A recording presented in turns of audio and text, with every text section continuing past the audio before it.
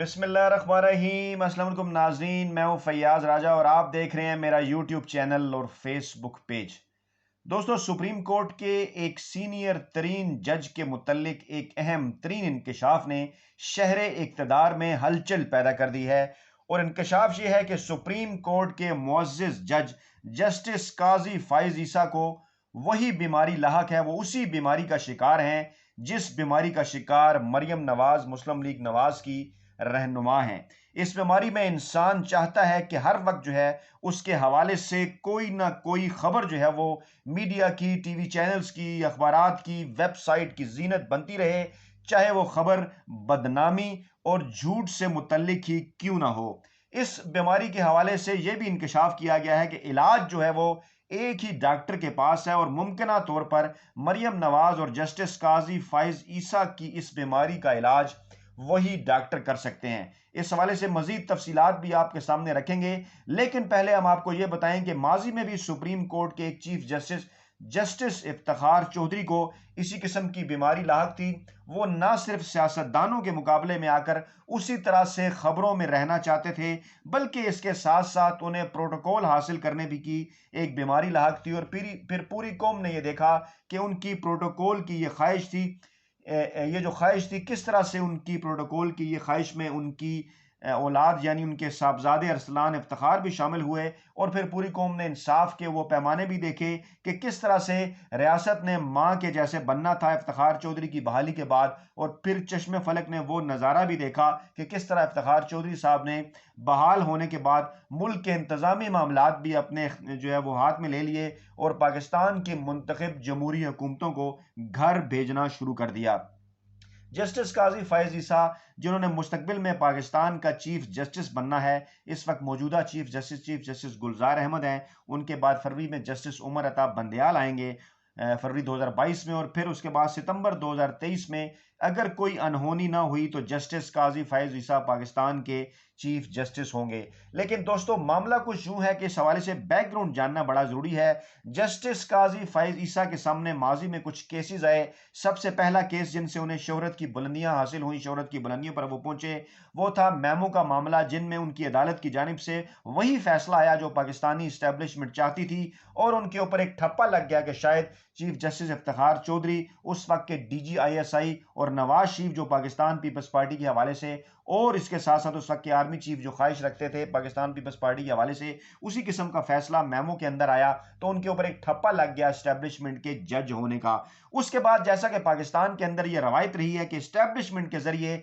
शोहरत हासिल करने वाले और एस्टेब्लिशमेंट के जरिए ही आगे आने वाले सियासतदान हों या जज हों, बड़ी जल्दी उनकी यह ख्वाहिश हो जाती है कि जल्द अज जल्द उनके ऊपर से यह दाग जो है वो उतरे और वो खुद को एंटी एस्टेब्लिशमेंट साबित करें। उसके बाद आने वाले दो फैसलों ने, चाहे वो फैसला बलूचिस्तान में दहशतगर्दी के हवाले से हो या फिर रावलपिंडी में फैजाबाद के धरने के हवाले से हो, जिस हवाले से अब बेशुमार तफसीलात सामने आ चुकी हैं कि कैसे नून लीग इस धरने के अंदर इन्वॉल्व थी, राना सनाउल्लाह, उसको खींचतान कर उन्होंने पाकिस्तान की खुफिया एजेंसीज और खास तौर पर उस वक्त जो कि सेकंड लेयर की क्यादत थी, अब जो मौजूदा DGISI हैं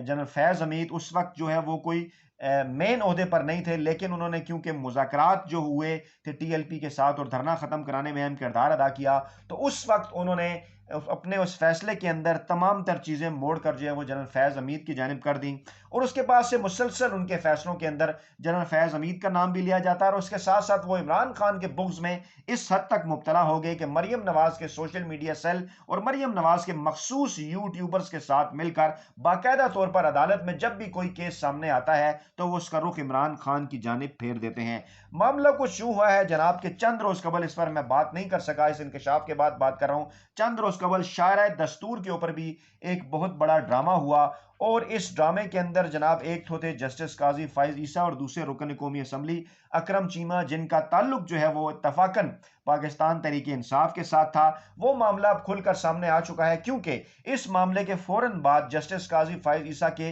दो लाडलों ने दो मुख्तलिफ रवैयों का इजहार किया। एक लाडले ने तो एक नाम नहाद दानश्वर के साथ बैठकर काजी साहब के गलत रद्द-ए-अमल को दुरुस्त साबित करने की कोशिश की, जबकि दूसरे लाडले ने एक और मौक़िफ़ अपनाया और काजी साहब की ज़हनी सेहत पर ही उन्होंने सवालात उठा दिए। यहां से यह बात ज़ाहिर हो जाती है कि काजी फ़ाइज़ ईसा इस वक्त किस फेज से गुजर रहे हैं। दोस्तों, मामला यह है कि मरियम नवाज को भी इसी किस्म की बीमारी है। मरियम नवाज को भी क्योंकि इमरान खान से बुग़्ज़ है, मरियम नवाज भी जब ये देखती हैं कि रोजाना की बुनियाद पर इमरान खान भी खबरों के अंदर होते हैं, रोजाना की बुनियाद पर मौजूदा DGISI जनरल फैज हमीद भी खबरों के अंदर होते हैं, तो उनके दिल में यह ख्वाहिश मचलती है कि उन्हें भी कुछ ना कुछ करके जो है वह खबरों के अंदर रहना चाहिए। और इस हवाले से मरियम नवाज को कुछ भी करना पड़े, चाहे जो है वो कोई गलत ट्वीट करना पड़े, चाहे हकायक के खिलाफ को बात करनी पड़े, चाहे कोई ऐसा ट्वीट करना पड़े जो कि भारत के मौक़िफ़ को सपोर्ट करता हो, पाकिस्तान के नेशनल इंटरेस्ट के खिलाफ हो, वो जरूर इस किस्म का ट्वीट करके खबरों का हिस्सा बनने की कोशिश करती हैं।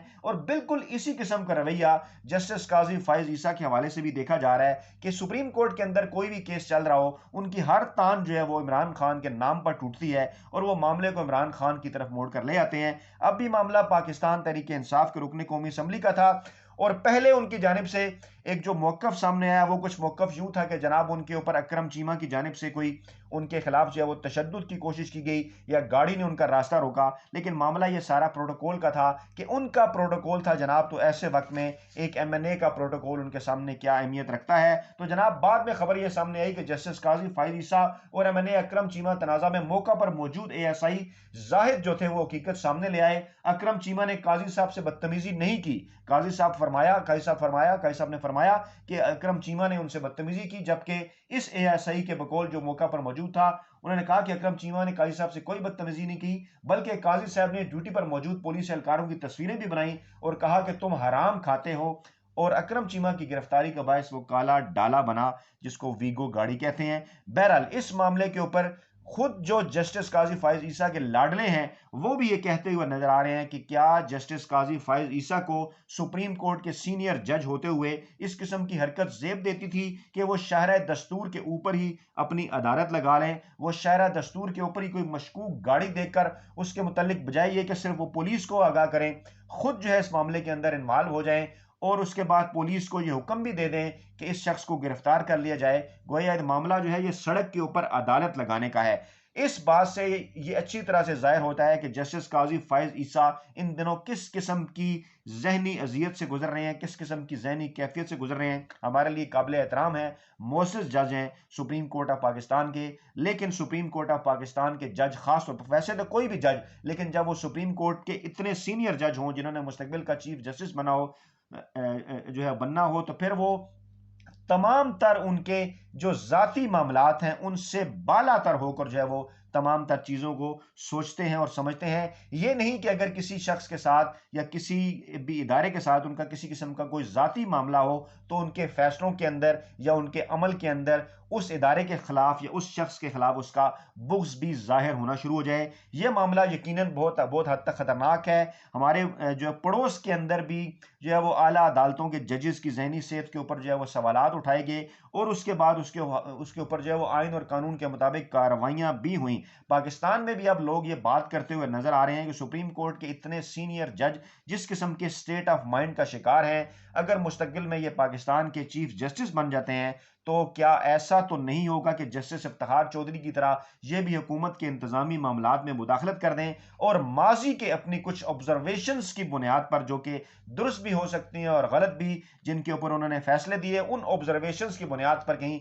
मुस्तकबिल के फैसले भी ना देना शुरू कर दें। तो दोस्तों अपना बहुत ख्याल रखिएगा। लेकिन जाने से पहले मैं आपको ये बता दूं कि ये जो बीमारी है जो मरियम नवाज को और जस्टिस काजी फ़ाइज़ ईसा को ज़राए के मुताबिक बताई जाती है, इसका इलाज जो है वो सिर्फ और सिर्फ डॉक्टर इमरान खान के पास है और ये इलाज सिर्फ उसी सूरत में ही मुमकिन हो सकता है कि जब जो है वो आप डॉक्टर इमरान खान के साथ तावन करें और इमरान खान एक मरतबा फिर 2023 में साफ और शफाफ इलेक्शन जीतने के बाद जब मजीद 5 वर्ष के लिए पाकिस्तान के वज़ीर-ए-आज़म मुंतखब होंगे तो उम्मीद की जाती है कि जस्टिस काजी फ़ाइज़ ईसा और मरियम नवाज जिस किस्म की बीमारी का शिकार हैं, शायद उन्हें फाका हो सके। अपना बहुत ख्याल रखिएगा, दुआओं में याद रखिएगा। नई वीडियो के साथ जल्द आपकी खिदमत में हाजिर होंगे। अल्लाह ने के बाद।